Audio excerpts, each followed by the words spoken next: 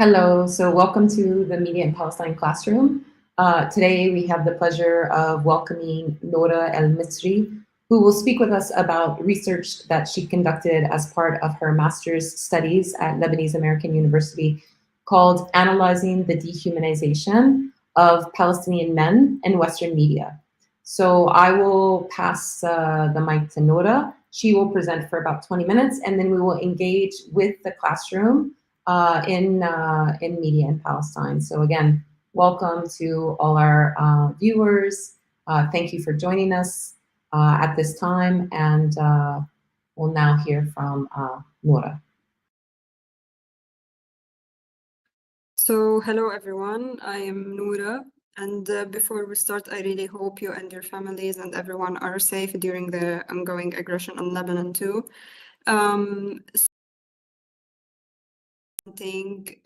Is the quantitative part that I did for the quantitative research that I did for my thesis. And it is titled, like Dr. Gretchen said, Analyzing the Dehumanization of Palestinian Men in Western Media. This research because I was following the media from the start of the events of October the 7th, and I noticed that there is barely any mention of Palestinian men and boys as men and boys, and I wanted to look more into this. So I will first give an overview of the topic. Yeah.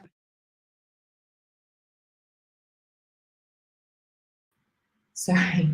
For our online audience, I want to tell them as well, when I try to add Noura to the screen right now, I'm only able to show her slides or only her voice. So I need to fix that technically. Just give me a second, Noura. Hold on just a second. Okay. So add to stage.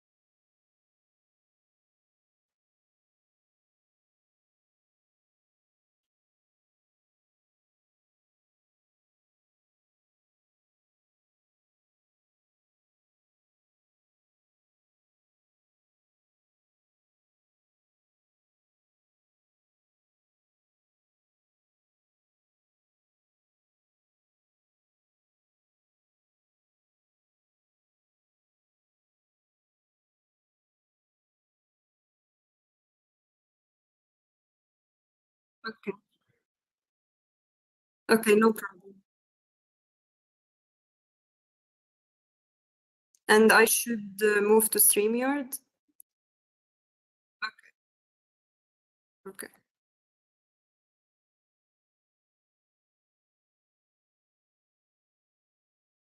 Okay, great.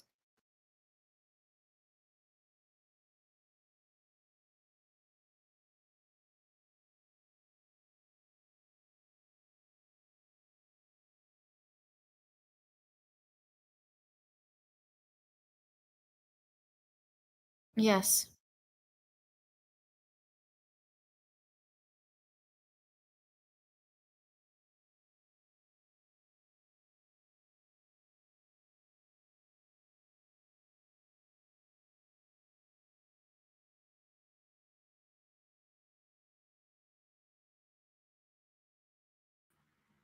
Okay, so while everyone's being very patient with us, we're waiting for Noura to join us here, and we will start again. We will do it all again and pretend like none of this ever happened.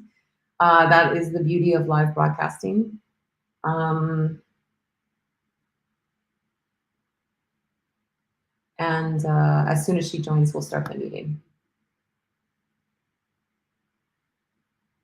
So to Georgette, go ahead and leave the WebEx meeting now, and just join the YouTube link, okay?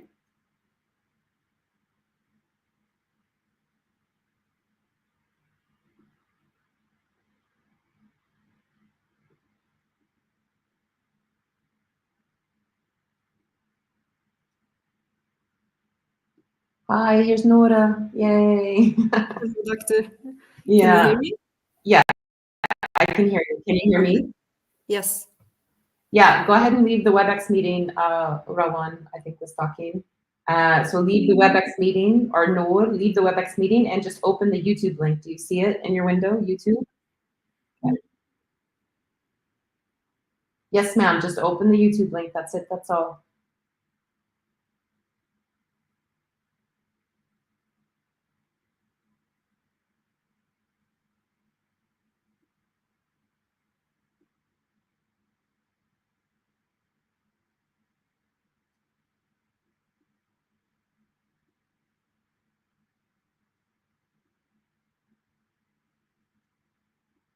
Okay, so I'm still waiting for people to move over, and we'll get started in just a second.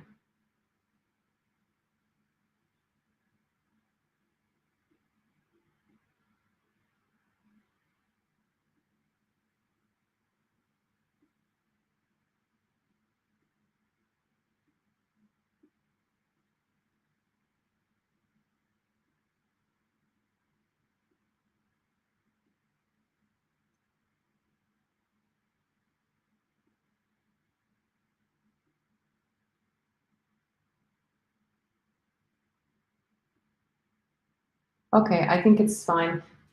Anyone that's still in WebEx, we've moved to the YouTube link, and I will put the YouTube link once more in the chat. You can move over here if you want to be able to see the screen, because we can't do screen share in WebEx and YouTube at the same time. It wasn't working, so we have to do it like this, okay? So join us on the YouTube link that I just put on the chat. So here is Noura. Noura is here with us. We're broadcasting live. This is an open classroom for media in Palestine. Everyone is welcome, and we're very glad and happy that you can join us safely today. Noura will be presenting research that she conducted as a master's student at Lebanese American University, majoring in interdisciplinary gender studies. This thesis was written at a time of genocide, and I find it very inspiring that people in this region are able to persist and resist in part through doing research, and even research on Western media's complicity in genocide, because this helps us gather evidence, important and necessary evidence, concerning this complicity. So thank you so much, Noura, for producing this knowledge and agreeing to join this open classroom with Media in Palestine today to share this information. So let's try it again. Take two. I'm passing the mic to you. Hello, everyone. I'm Noura, and thank you for having me here with you today. Again, I really hope everyone is safe during also the Israeli aggression on Lebanon. So this research, as Dr. Gretchen mentioned, was done. It's part of the research that was done for my thesis, and today I will be presenting the quantitative research, and it's titled "Analyzing the Dehumanization of Palestinian Men in Western Media." The idea on why I wanted to conduct this research is because I was following the events from October the 7th onward. So I was following everything in the news, and I started noticing that there was barely any mention of men and boys, Palestinian men and boys in the media. So I wanted to explore this more. So first, I will start with giving an overview of the topic. Can we please move the slides? Okay, so basically the study focuses on two mainstream Western media outlets, the CNN and BBC, and it analyzes the coverage of Palestinian men and boys during the ongoing aggression on the Gaza Strip. It focuses on analyzing how the events were covered and on emphasizing the language that was used to describe men and boys. And by doing so, it also highlights the types of omission that are reflected in the language that is used. Um, And so I will start also with giving an overview of the theoretical framework that was used. Slides, please. Okay, so to do so, the research answers the following question. Does the language used by mainstream Western media in their coverage of Palestinians during the ongoing Israeli war on Gaza dehumanize Palestinian men and boys? Slide, okay. So to explain a bit more about the previous scholarship that addressed this topic, we do know that in times of war, media becomes an instrument of war, and basically media shapes political victory. And for many, political victory is considered as more important than battlefield victory. But in order to shape this political victory, media has to manufacture the public's consent in order to carry on with military ground operations. So it uses various methods to do so. One of these methods is dehumanization. As for the case of Palestine, in particular, previous studies have shown that there is a bias, and this bias is mainly caused by the mainstream Western media's investment in Zionism in general as a project. And this is reflected in newsroom policies because it shapes newsroom policies. And by doing so, it reinforces the existing power structures, which will affect reporting on Palestine. Slides. So previous literature on mainstream Western media and their coverage of Palestine have showcased that first, as I said before, there is an imbalance in the coverage. So Israel controls a well-coordinated campaign. On the other hand, Palestinians do not have the resources to do so. And the coverage reflects a bias towards the Israeli side. This bias is clear because there is a focus on the Israeli narrative, and this is done mainly by adopting Israeli talking points when covering certain events, by obscuring the context of the events, and by denying also the historical context, like we see there is a Nakba denial and so on. So all these factors play a role in obscuring the Palestinian side of the story. And usually the narrative in Western media is characterized by an Orientalist framework and a depiction of Palestinians mainly as terrorists. So the narrative goes on as like Palestinians are terrorists that are terrorizing Israeli victims, and then it becomes that Israeli victims have the right to defend themselves against Palestinian terrorism. So then all war crimes that can be committed by the Israeli state are justified because the root cause is Palestinian terrorism and not settler colonialism. And there is a use and misuse of language, which is essential in maintaining this anti-Palestinian bias. And it was very clear during the ongoing aggression on the Gaza Strip. So we saw how Palestinians just die. We don't know how they die, but Israelis get killed or murdered, or these terms are used to describe them, which has a role in like shaping certain emotional response towards Israeli death, but not towards Palestinian death.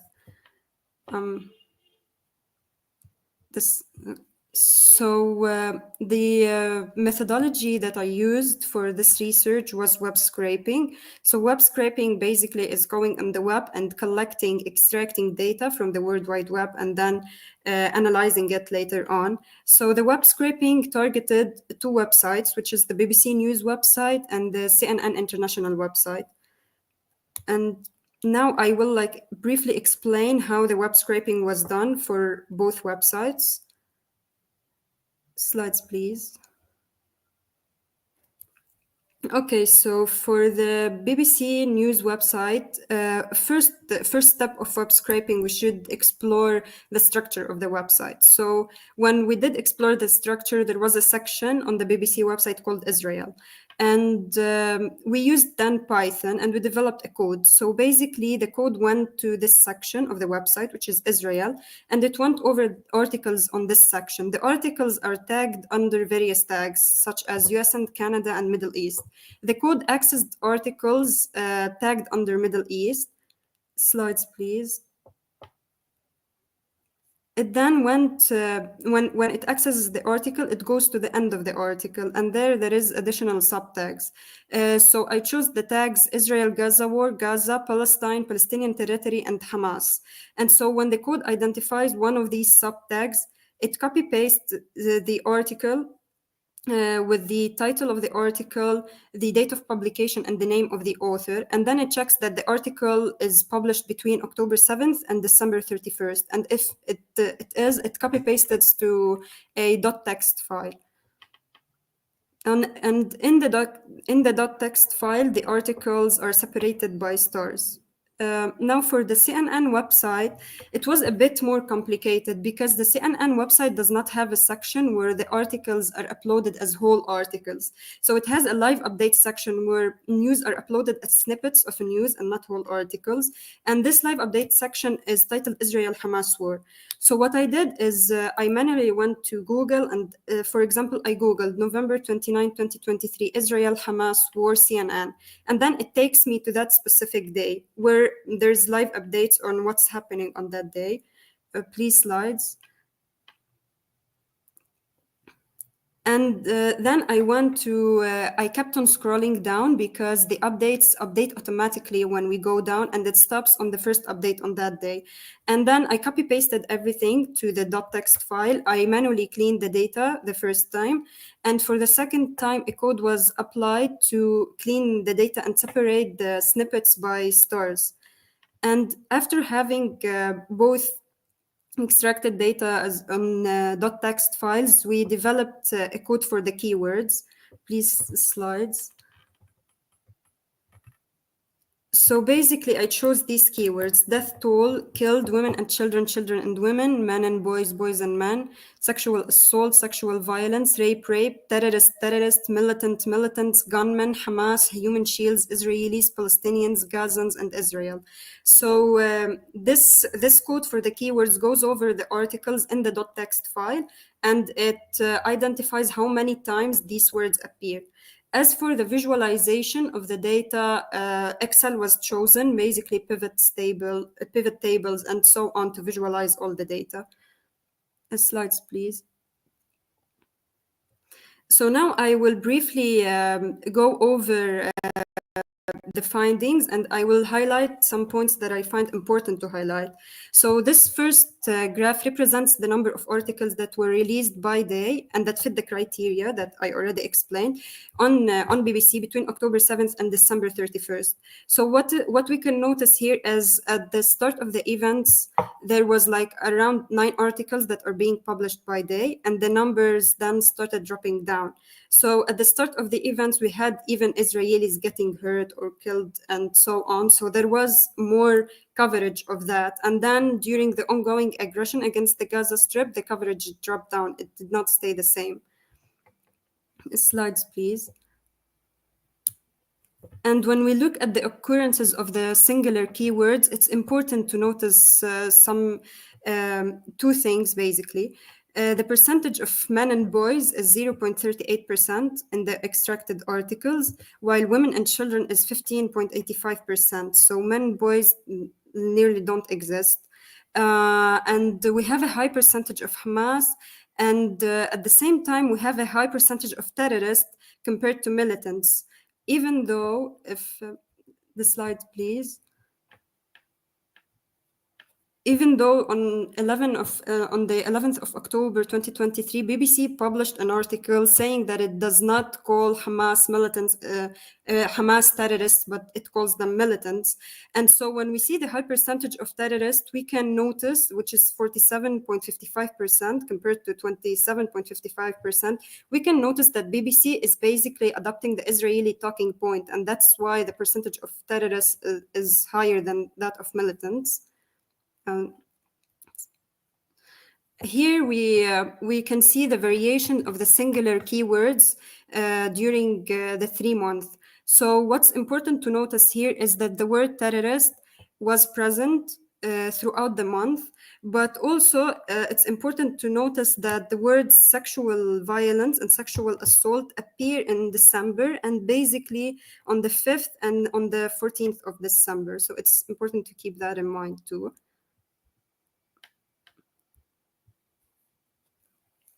This bar chart showcases the percentage of co-occurrences of chosen keywords.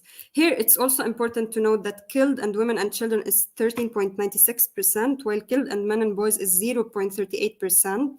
And we also have a high percentage, the highest one is Hamas and terrorists, which is 46.42%, even though, again, BBC published that it does not describe them as terrorists. This graph shows how the co-occurrences vary throughout the month. We can also see that Hamas and terrorists is present, which is the purple, the dark purple one, is present throughout the month. And then on the 5th of December, we can notice that there is Israelis and rape and Hamas. It is present in December too, and not in October. For the CNN website, we can also notice like something similar.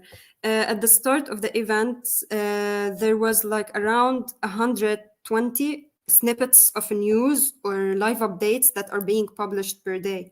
And then the coverage dropped until it got to around 20, just 20 in December. So even though the Israeli genocide on Gaza was still ongoing, we have around 20 articles, snippets of articles and news that were being published. And if we look at the keywords in these snippets of news, we have men and boys is nearly negligible. It's 0.09%, while women and children is 5.83%. We also have a very high usage of Hamas and very high usage of Israel. And also the usage of terrorists is high. It's 14.26%. And if we look how the keywords varied throughout the timeline, we can notice too that the keyword terrorists, which is in dark green or light green, was present throughout the month. If we zoom in, we can see it that it is present throughout the month. And then we can notice that the word sexual violence and rape, the rape is in light purple, and we have sexual violence in dark green. If we zoom into the 4th and 5th of December, it is present there, and especially present on the 5th of December, so like BBC too. As for the co-occurrences, we also notice that there is a co-occurrence of the keywords killed and women and children, which is 2.40%, while killed and men and boys is negligible. And there is a co-occurrence of Hamas plus terrorists. It's 12.98%. It's also high. And if we look at the co-occurrences of the keywords throughout the month, it is noticeable too that Hamas and terrorist, which is in dark purple, is present throughout the month. And then we do see, if we zoom in on the 5th, sexual assault and Hamas and the keywords that are related to Israelis and raped, for example, it's also present on the 5th of December. So what can this tells us? If we look at how terrorist is present throughout the month, and then we look at when the keywords that address sexual violence, even if the percentage is not very high, but they address sexual violence, and when they appeared in December, we look back that we had nearly 3 months of genocide that was ongoing. And then by the end of November and start of December, there was a truce, and the truce ended with basically the Israeli army bombing Gaza again and killing hundreds of Palestinians. So it was like we can conclude that the mainstream Western media was using these events, such as things related to sexual violence and sexual assault at specific junctures, just to obscure what is happening and to not tarnish the image of the Israeli government. So the main findings tells us that first we have Palestinian men and boys and their suffering is marginalized and their death. How can we know this? Because we noticed that the percentage of men and boys is nearly negligible, and then the percentage of co-occurrence of killed and men and boys in the same article is also nearly negligible. So the death of men and boys is basically marginalized. And when we look at the percentages of men and boys, which is nearly negligible, and compare it to the percentage of terrorists and Hamas, we can also notice that Palestinian men and boys were lumped together under the banner of terrorists or under the banner of Hamas, not as individual men and boys per se. And if we also reflect on when the keywords about sexual violence appeared and how Palestinian men in particular were described as terrorists throughout, we can notice that Palestinian men and boys are being demonized, and when mainstream Western media is evoking Orientalist framings of these men and boys at specific juncture in which Israel's image can be tarnished or is being tarnished. So to answer the research question, based on the findings, we can conclude that mainstream Western media dehumanizes Palestinian men and boys, and it does so in 3 ways. Basically, by constructing all Palestinian men and boys as Hamas and in turn as already terrorists. There is no focus on the individual experiences of these men and boys in order to humanize them. It vilifies Palestinian men and boys at certain junctures. So then we get the idea that Palestinian men and boys are just violent and nothing else. And it glosses over the real suffering and death of Palestinian men and boys by merely mentioning that also men and boys are being killed and are suffering during the ongoing war. One more slide, please.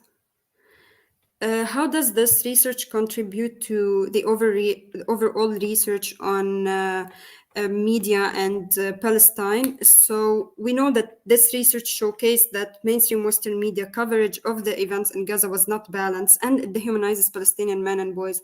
So the research is important because previous research did not thoroughly analyze the experiences of Palestinian men and boys with mainstream Western media.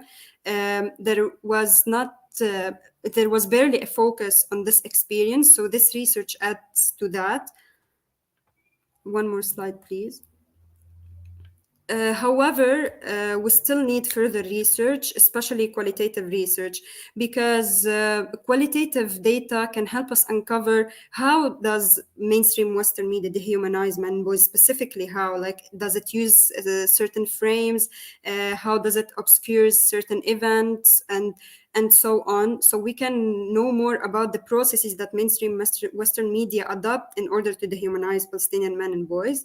And while the quantitative data does point to an overall dehumanization, but if we look at the percentages of men and boys, it's nearly negligible.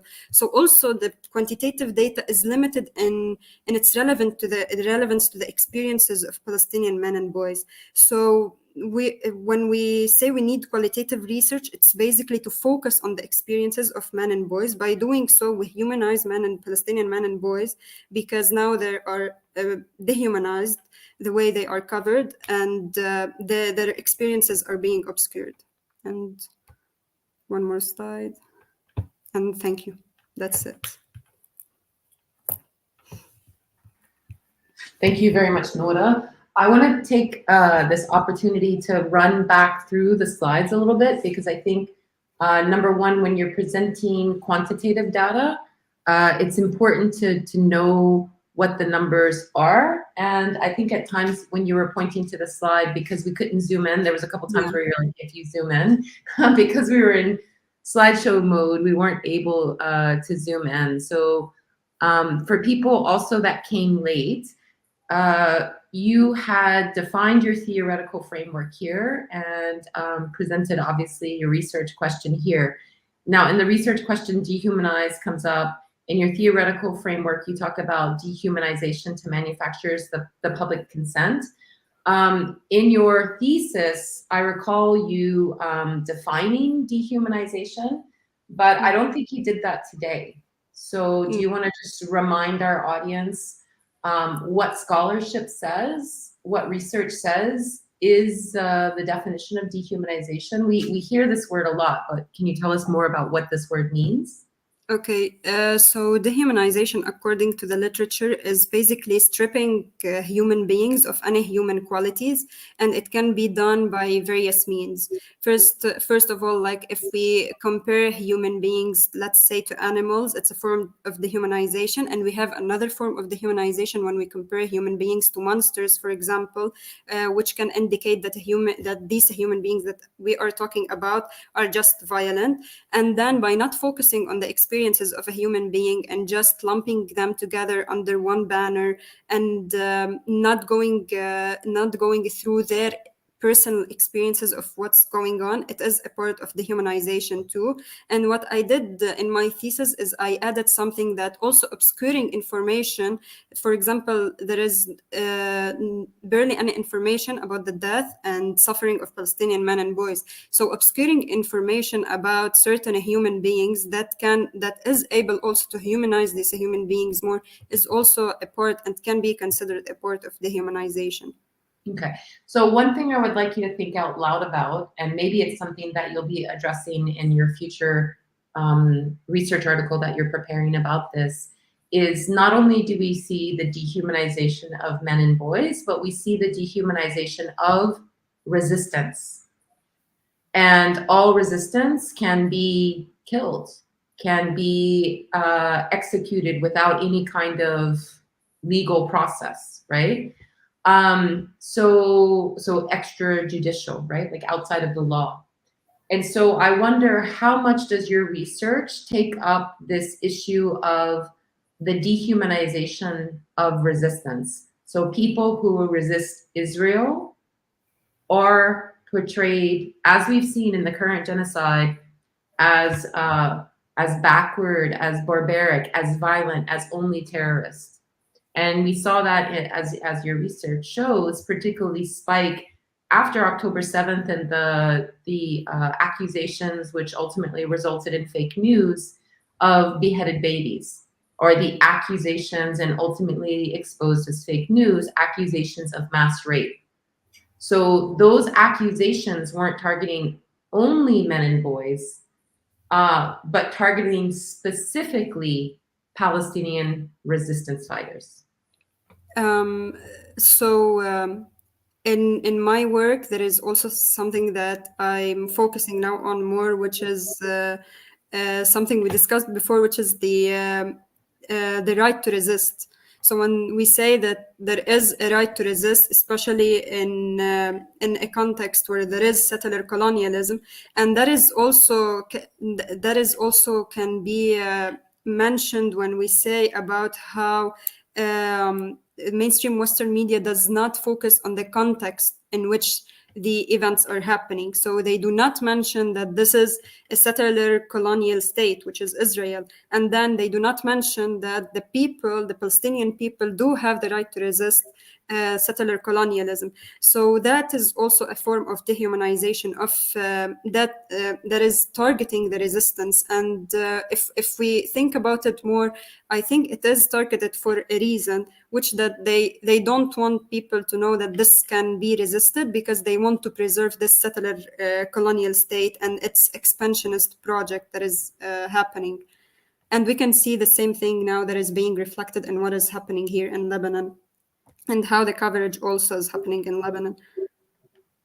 Yeah, I was wondering, that's definitely setting you up for additional research using the same methods, but pointing it to how men and boys are portrayed in Lebanon, in news about Lebanon, particularly the current war, and also the representation of resistance in Lebanon, how it's portrayed in Western media. So I want to pause just to let our audience know that on YouTube, you can go to the comments, and Noura and I can see them. Noura, there's the comments feed. There's the top comments button on StreamYard, and the bottom one is the private chat. So make sure you're on comments, which is the public chat. So this is anyone on YouTube can type a question into the chat, and we can see it and address your question. So as you prepare your question, I want to take us back to the methodology you use. So you use Python code to do what's called web scraping, which is basically capturing all this data from the two websites. And then what you presented to us was the data from BBC, followed by the data from CNN. And you did have some kind of close-up examples of how the method worked. But when it came to the results, this is what you had presented to us. So these are the findings from BBC. So just explain the X and Y axis here. Just take a little bit of time to take people through the findings so that they can understand how rich the findings are. Okay. So what is on the Y-axis? What is on the X-axis here? Okay. Basically, the X-axis represents the month, the timeline. So it's like By day, correct? Yes? day by day. Exactly. So the Yeah. first one, let me see if I can zoom in. Yeah, I can zoom in now. Let's just bring it to October, okay? Exactly. So what is this telling us about October? Okay, so in October, if we go to between like October 7th and especially October 8th, the number of extracted articles that fit my criteria, so that are under Middle East and under the chosen tags, were like 9 extracted articles published by on the 8th of October. And then the numbers start dropping down. Yeah. So basically, this is indicative of what we talk about as a news cycle. So once news is in the news, it tends to disappear from being a priority. And while we still have many news websites having a feature section specifically about the genocide, although they don't call it that, it's often the section on the Israel-Hamas war, which is horrible. That even that doesn't have as much news as was within the first week. And let's just see if the same, just to be able to do comparative here, because we weren't able to show that in the presentation. I'm gonna go to the same one, but for CNN. Oh, sorry, this is CNN, Yeah, this is and CNN. then this is BBC. Yeah, so CNN and BBC. So we started with BBC, so let's go to CNN. Okay. And we see much more articles. We're at the y-axis shows us 120, right? And then for the first month, we can also see, as you said, the first week from October 7th to the 14th, now we can see a huge drop. Yeah. And then it peaks up a little bit again, but nothing near what was happening the first week. So that was the same thing for BBC. BBC had far more articles the first week than it had for the remainder. And that is from November through to December. It never jumped up again to 8 or 9 articles per day. And if we zoom in at the end of December, we can notice that the last thing, 30 and 31 December, there was no articles published that fit the criteria that I chose. So we have on the 29th one article, and then 30 and 31st, there is no articles. Okay, the way the graph looks here, so that's why it doesn't even show on the timeline. It says 29 and then it just stops. That's what you mean? Yeah, exactly.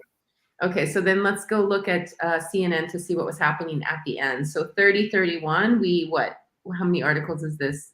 Almost 20 articles?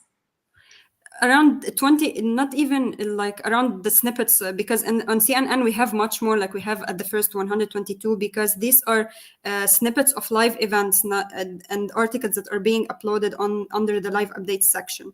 So at first we do notice 122 live events and updates that are being uploaded, and then here on the 31st we can notice that they're around not even 20, it's like around, let's say 17 or 18. And then even right before that, on the 29th of the month, there was barely anything. Yeah. So to go from 120 to less than 20 shows you how disinterested news, specifically news following this like for-profit model that we learn about with the propaganda model, where they're really just interested in selling newspapers. And it seems like they have fatigued their audience with the coverage of genocide the first week, and then they just cut it down less and less. And so even though the genocide increased, even though the massacres increased during this time, it didn't reflect that in terms of the amount of headlines. So let's go back. So this is BBC again. I'll zoom out. And then here you were talking about the frequencies, occurrence in percentages. Mm-hmm. And I would like to talk about the biggest findings and the smallest findings here. So the biggest findings would be this 94%, 83%, and 98%. So largely on BBC, the wording that appears the most, and this is in the whole article or in the headline? No, this is in the whole articles. Yeah, so in the whole article, the number of words that occur again and again are Hamas killed in Israel. And then far less we see Palestinians. There is no Palestine here, right? Because BBC does not acknowledge a state of Palestine. So there's just Palestine 0. That would be important to include here. And then in terms of the small numbers that we see, it's, as you had mentioned before, men and boys 0.38%. And then even women and children, we're still looking at 15%, which is still far below Israel killed in Hamas, correct? Yeah. And the percentage of terrorists on BBC is what was higher. shocking Yeah. because they don't use terrorists. So it was shocking to see terrorists more than militants on BBC. Yeah, so even though BBC claims that they have a style guide that dictates journalists should not use the word terrorist, terrorist still shows up plenty. And even if it's not their own journalists, they're still quoting Israeli officials where this is said again and again. So again, printing lies or printing a Zionist myth that Palestinians are terrorists or that resistance groups in Palestine are terrorists is still reproducing the Israeli narrative. So let's go to CBC and see if it's different. Sorry, not CBC, CNN. So here we still have the overwhelming amounts are Israel and Hamas. Terrorists is right up there, but militants more so, appears more often. And then men and boys, very little. Women and children, more than men and boys. And even though we have Israel, we still have no Palestine here. 0 for Palestine. So does CNN then have a policy to use militants over terrorism? Is that what this shows us? They did not upload an article per se about militants and terrorists, but like the percentage of militants is higher than the percentage of terrorists. But they did not upload an article like BBC did. Okay. So then let's go and break down this very complicated, detailed results. Okay. So what were you trying to show us here? This is the BBC. Okay. And again, focusing on the highs. You know, like these, we can see when it's overlapped and all kind of grouped together here. It's hard to see the difference here in terms of the values. But there are places where the purple, the orange, the green stand out. So what are we looking at in this chart? And what do you want to zoom in on? So basically, this chart showcases how the singular keywords that were present in the chart that we saw before, how they varied throughout the months. So first we have October, and then we have November, and then December. I tried as much as possible for this to be like clear.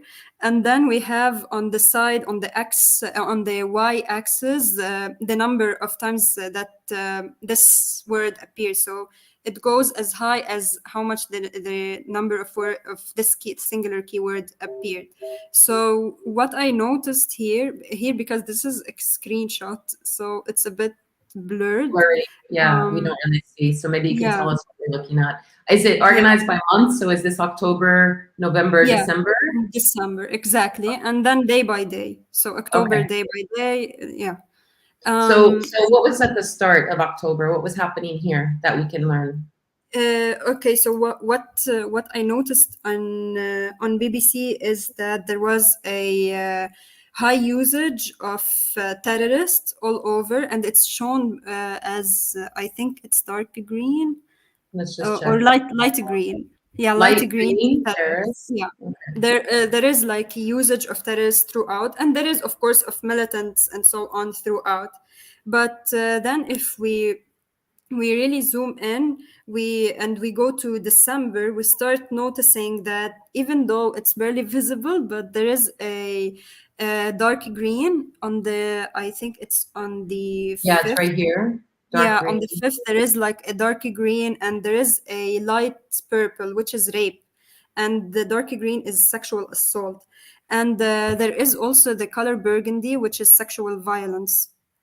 somewhere on the 5th of December. So these keywords did appear in December. They did not appear in October, and if they did in October, they're barely visible on the in the birth chart. When Okay, so let's compare this now to CNN and talk about the same words, terrorism and sexual violence and rape. So we need to go here. exactly. This is a lot easier to read, but there's also like some lines that come up extremely high, like all this orange is some of Israel. Is that correct? Yes, that's true. Okay. And then is there a lot of some of human shields? Am I seeing some of that orange here or no, that's lower down? There is, but not a lot. Like there Lower is down. at the start of October, but not a lot. But also we can notice that there is a terrorist. I think it's dark green here or light green too. I'm not sure. Yeah, it's light green Yes, as well. if we zoom in, like in Where? October, we can see like light green. Yeah, this one's a little bit clearer in terms of dates. I can see Yeah, it. Yeah, so the light green here at the bottom. exactly. We can see light So green yeah, so the orange is Israel. is Israel, the purple is Hamas, and then what comes next here seems to be like a red and then a green, correct? Yeah. So what is that? Is that sexual assault? No, it's gunmen. Some of The dark, militants? the dark red is which is more like burgundy. I think it's gunmen here. The Yeah, end. no, I was looking at this light red here Oh, next to okay. the green, the second highest, or the Okay. 1, 2, third highest. Hmm. It's there persistent in the first week. Yeah. You see that light red. I think it's I think it's some of militants, maybe. militants. This is Yeah. CNN. Okay, so then how does that differ with December? And you said December 5th, we start to see Yeah. rape. Also, if So we go rape to is, December 1st, yeah, rape is we have sexual violence, which is the dark green one, and sexual and assault, then the dark. yeah, and rape light purple. So if we zoom in on the 5th, we can see the dark green there. And at Yeah, the end, after the light green, we can see a bit of light purple, which is the word, yeah. which is rape. So it's also on the 5th of December for BBC Two and CNN Two. So Okay. yeah. All right. So then the last slide that we had, just to bring in a comparative perspective. So we have this one, percentage of co-occurrences. So let's look at this chart together. So why are co-occurrences significant? So co-occurrences can tell us what keywords are being used in the same article. So if we look at what keywords are being used in the same article, we can frame or like think of keywords that come together and then that might point to a specific event or something. So if we look that killed was mainly in the same present in the same article as women and children, but not as men and boys, we can notice that maybe they are not covering the death of men and boys. And if they are covering, they are not using killed to cover it. And then if we look at what the percentage of, like, let's say Hamas and terrorists, because it's the highest percentage here, we can notice that as long as there's Hamas in an article, there's also a terrorist with Hamas in the article. So basically Hamas is being portrayed as terrorist. In this case, can we also conclude that in the absence of mentioning men and boys, that they get folded into Hamas? So here we have Israel's plus killed plus Hamas, and then we have killed plus men. So across the articles, very few killed plus men, but plenty killed and Hamas. Is that a conclusion we can make here? Yes, and if we also look just at the percentage of singular keywords, like we do have men and boys is nearly negligible, but we have a very high percentage of Hamas and of terrorists. So we can That was conclude in that this slide, right? The occurrence of yes. singular words. Yeah. So we can see it's 0.38, but very high usage of Hamas and terrorists or militants and so on. So we can think that when when mainstream Western media wants to mention Palestinian men and boys, they are not mentioned as men and boys, basically. So mainstream Western media is focusing on Hamas and terrorists and not on Palestinian men and boys. So they are lumped together under one category, which is the category of terrorists. And this comes back to your main research question about dehumanization, is because if you present people only as Hamas and Hamas is only presented as terrorists, then that justifies the genocide of Palestinian men and boys, because they are no longer human, they're only terrorists. Exactly. So let's look at the same data from CNN, and this will be the last kind of like detailed look we have. I hope if you have questions, you can put them on the chat, because we want to hear some questions from the audience. But we'll take a pause and hear questions after this next deep presentation of the data. So this is from CNN, and how does it compare to what we saw from BBC? It's also men and boys is nearly negligible. Also here, there is a very high percentage of Hamas. So even men and boys here is 0.09%. So it's so also how does less. that compare then with what we saw from CNN's co-occurrence? So if that was the singular data, then what do we learn from the co-occurrence, and how does that compare from BBC? Yeah, so there is no killed and men and boys in CNN. It's 0%. Literally, there is a bit of killed and women and children, and then we have a high percentage also of Hamas and terrorists present in the same article, which is 12.98%. And if it wasn't Hamas and terrorists, it's Hamas and militants or Hamas and gunmen. So also, if we want to compare it to BBC, also CNN does not really mention Palestinian men and boys as Palestinian men and boys. It's also lumping them together under the banner of terrorists, and then or under the banner of Hamas. And Hamas is always already terrorist. Like this is what the data tells us. And even if they don't want to mention exactly that Hamas is terrorist, there's still a high percentage of terrorists that is being used by both platforms, whether BBC or CNN. So just to be clear for our audience, you had presented at the start, again, for anyone that came late, that part of your methodology was using key terms to search for articles. But the data that we're looking at here is co-occurrences of words that were in the article, not the keywords you searched, correct? Yes. When it's about the co-occurrence, it's keywords. I chose that. I want to calculate how much times these two keywords, let's say, are present in the same article. So that's how.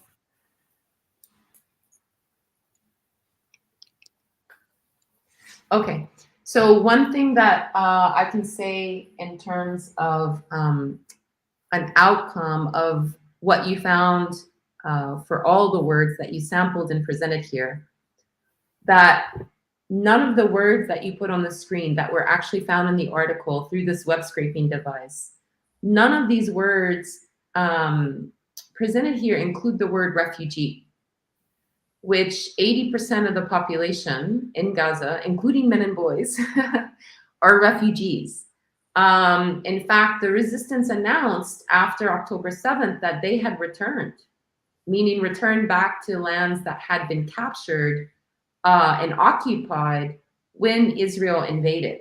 And so in Western media, we, again, my colleague, Dr. Daniel Yegej and I, have created this framework called anti-Palestinian media bias, and we're developing it to try to understand how media reproduce an anti-Palestinian media bias. And some of that is based on previous research reports that have come out. As we've seen in the current genocide, there's plenty of reports coming out about bias in Western newsrooms, whether it's Anglophone or Francophone newsrooms. There is a bias, and people are reporting on that in terms of language, wording, coverage, how much coverage, and so on and so forth. And something that we mentioned in our own research about anti-Palestinian media bias is that over the last 50 years, there's been research that, like Noura did, analyzed every headline published in the West across major newsrooms. So the New York Times, Washington Post, CNN, as is mentioned here, but major newsrooms analyzing those headlines and concluding basically that the reference to refugees in Western newsrooms has dropped by something like 85%, less occurrences of the word refugee. And so Noura, in your research where you've presented us the different occurrences, the different co-occurrences of wording from both CNN and BBC, how come we don't see the word refugee here? For me, I did not look for the word refugee. That is why it is not visible on the charts. So I did not include the word refugee when I was web scraping for articles, and that is why it's not included here. But now, after hearing this, I do think we need. It's important to include it, and we do need some more research about why it's true. Like most Palestinians are refugees, especially in Gaza. So on if when mainstream Western media will mention that or will not mention it. Thank you for that, Noura. I would also like to remind people, whether they're in WebEx, because I can still see people in WebEx, that you can type your question there. That's Daniel, Salim, Rawan. Maybe I can read it from there. Or you can type your question on the chat. Like Elena did, she put a comment saying amazing presentation. So thank you, Noura, for that. My next question while we wait for questions from the class or from the audience, and by the way, we're welcoming not only our class here at LAU, but we're welcoming members of the online class Media in Palestine, which has over 350 people registered from around the world taking this free online version of the Media in Palestine course that we also deliver here at LAU each fall. So we are inviting people from both classes to put questions on the chat, and we'll come to those. But I just want to, again, appreciate everyone who's taking this opportunity to learn with Noura as she's preparing this research for publication, because we're also helping her make it very robust in terms of the conclusions and the contributions. So Georgette's question. So Georgette from the LAU class, and then we have another question we'll get to from Patricia in a second. But Georgette's question asks, what are the key differences and similarities between the findings of CNN and BBC? So the key differences and the similarities of your findings. So I will start with the similarities. With similarities, it was first of all the frequency of coverage. Like at first there was coverage, and then after October, after the first week of October 7th, the coverage dropped. This is present for the two outlets. And then both outlets barely use men, boys, but do use more, not much more, but do use women and children. And both outlets use Hamas and Israel, as well as militants and terrorists. But we can see with CNN, it does not use terrorists as much as BBC does. And for me, this was a huge thing to notice when I was looking at the data, especially because of what BBC published.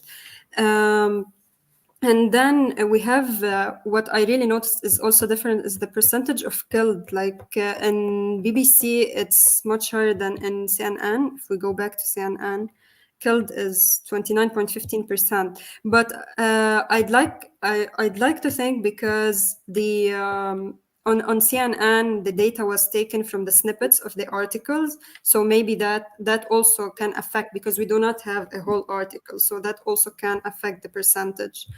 So yeah, this was the main thing that I noticed in terms of similarities and differences. And then Patricia's question is, there has been media discussion of rape on October 7th, but also rape by Israelis of Palestinian detainees. How can you differentiate these in this study? So if I recall, the latter that Patricia is referring to about the rape by Israelis of Palestinian detainees came after your research concluded December 31st, correct? Exactly. The rape of Israelis by Palestinian, the rape of Palestinians by Israelis came after December. That is why I could not like research that, because my timeline is October 7th and December 31st. And on October 7th, like if I look back at the pivot table, there is one article that mentions there is one co-occurrence of rape on October 7th in BBC. On CNN, I could not find that. Yeah, but because it's only one, it can be visible on when we visualize the data. But Yeah, we have to look but at the you have pivot it here. table. You have it here, 0.75%, correct? Yeah, but and rape alone, rape and variation of rape and rape is there is one or maximum two. But that is visible when we look at the pivot table, but not when we visualize the data, because it's mentioned only once or twice. It cannot be visible on the visualization. So if we go here to the slide after this one, okay, and this is CNN, I think. Some of rape is purple. Yeah, but this is CNN. Oh, you want I'm to go to mentioning BBC? here. Yeah, the blurred one, I think. Yeah. Okay, That's so BBC. yeah, and if we zoom in on Israelis and raped on October the 1st, on October 7th, for example, we cannot see the percentage of it. We can see other things because it's only I think one or two times mentioned. Yeah, well, we have the dark purple here. Is that the color that we're looking for? No, dark No, that's purple is Hamas Hamas terrorists. terrorists. Oh, We're it's this looking one. for light, Blue. yeah, for light blue. Israeli. Yeah. So that we have Hamas and gunmen, which is the blue. Okay. But yeah. Yeah. But this is the number, I think. Yeah. So to go to Patricia's point, if you had collected this coverage just based on your own reading of the news, do you think you would see a peak in a co-occurrence of Palestinians raped or Israeli raped Palestinians when that news broke? There was a coverage of that, but I wouldn't say it would peak. I think it would appear like now the percentages of sexual assault and sexual violence are appearing, because after I'm following the news now, like, okay, it was a breakout story and everything, but it did not peak as it should have. And what BBC and CNN basically did when covering these stories was also at some point adopting the Israeli point of view by reporting on the report done by Israel. And then when there was the report done by the UN on that, and the same report was refuted later on, they also reported on that. But when it came to the rape of Palestinian detainees in Israeli prison, they did not mention a lot of reports, although there was like Palestinian organizations that were writing reports about that. They did mention their personal investigation in the matter, but there was not like a peak in the stories about it, but they did cover it. Okay. So we have a question from another audience member.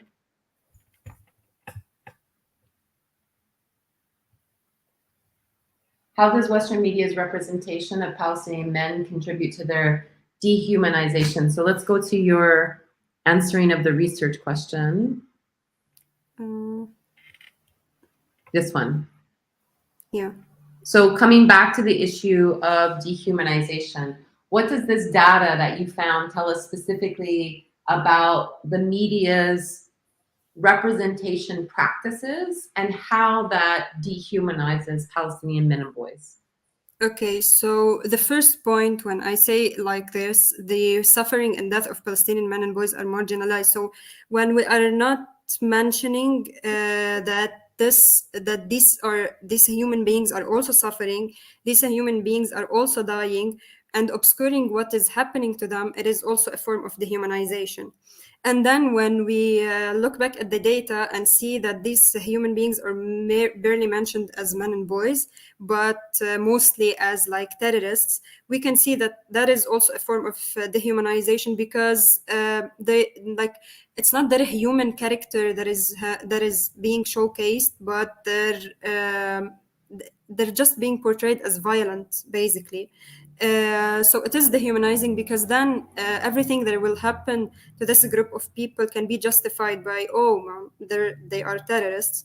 And then when we look back at when the news about the rape stories and so on, even though there is not like the percentage is not high, but when did they break? Like, and we see that in December more than in October, and even they nearly appeared, they barely appeared in October. We can see that they're going back to like an Orientalist framing of Palestinian men in particular, but also Arab men and boys in general, as hypersexual. And this in itself is also a form of dehumanization, because throughout the month they were being massacred, basically, and there was a genocide ongoing. But then this is the story that is that, you know, like breaking news or whatever. And then the same story was refuted later on by various news sites, independent news sites, and reviewed by other international organizations. And I would like to say something, that even at the start, Amnesty International, for example, released a report about how Palestinian men and boys, not just in Gaza, but in the West Bank, and workers that were in Israel when October 7th occurred and were returned to Gaza. But Amnesty International reported on how they were tortured and what they have been through. But then also this was barely covered at the start of the events. So it was just the coverage on what is happening, and on October 7th and the incursion inside the Israeli land and so on. So to just wrap up, but also acknowledge a couple of more questions. We won't have a chance to have a full response, but just to Lena's point about research and other linguistic spaces, for example, in German media. So we talked about English media in the West. We talked a little bit about some of the reports that have been done on biases within French media in the West. But what about German media? I know that my colleague, Dr. Daniel, is prepared a publication on anti-Palestinian media bias in German political discourse, so that will come. But also the other thing I can say is that with research, so when Noura publishes this, you will have the methodology, and you can similarly apply it to German media. And that's the value of research, is writing very clear methodologies. We, you know, having a very clear step 1, step 2, step 3, so that somebody else can also add to that research by doing their own research, for example, of your own local media landscape. And so, Lena, by all means, take this methodology and apply it going forward. That is how scholarship works. We cite each other, we build each other's knowledge up. The other points I can refer to Daniel's question, who seems to be commenting that ultimately this kind of coverage questions the humanity of Palestinians, particularly men and boys. And something that I would say is, what would humanization look like? What would be the opposite of that? And of course, acknowledging the humanity of Palestinian men and boys, acknowledging the humanity of resistance, you know, speaking about men and boys as fathers, as brothers, speaking about their relationality is a strategy of humanization. Also recognizing the intersectionality of Palestinian men and boys, not lumping them all together and labeling them as Hamas, but actually speaking about their age differences, their backgrounds, their abilities. These are all strategies of humanization. And we will be studying this going further. As Noura mentioned, there is future research that we are preparing. And in fact, students in the Media and Palestine class at LEU will be helping us in coding qualitative data. So what you saw today was quantitative. So very much looking at a large set of data. Counting it and presenting that data mostly through an enumeration and elaboration on the numbers, like we said, co-occurrences and occurrences, but looking at the numbers of things to be able to have knowledge generated by that data set is a quantitative method. With qualitative studies, the research that we're preparing now, we're more looking at the details, and we're able to quote much more from the data set, look at specific wording, and still look at kind of occurrences and reoccurring themes over a smaller data set, but taking a deeper dive into that data set. So we hope to bring you this research in two forms. One is quantitative, which has been prepared and presented today, and maybe at a future time we can come together and speak about qualitative research. So it is the end of our class here at LEU for Media in Palestine. I want to thank again the online class for joining us. I want to thank everybody that was able to join today. Thank you, of course, Noura, for everything that you've presented with us, and again for working on research during a time of genocide. Thank you for producing this knowledge, which is so valuable, not only to call out Western media practices and help promote critical media literacy, but also ultimately to inform what are humanizing practices when it comes to representing Palestinian men and boys. So I hope that does also have some sort of reflection in your research that you publish. So not just exposing the negative practices, but hopefully presenting and promoting what are humanization tactics as well. So thank you so much, Noura. Thank you, and thank you for having me. No problem. I'm going to end the broadcast now and say goodbye to our online viewers. Goodbye.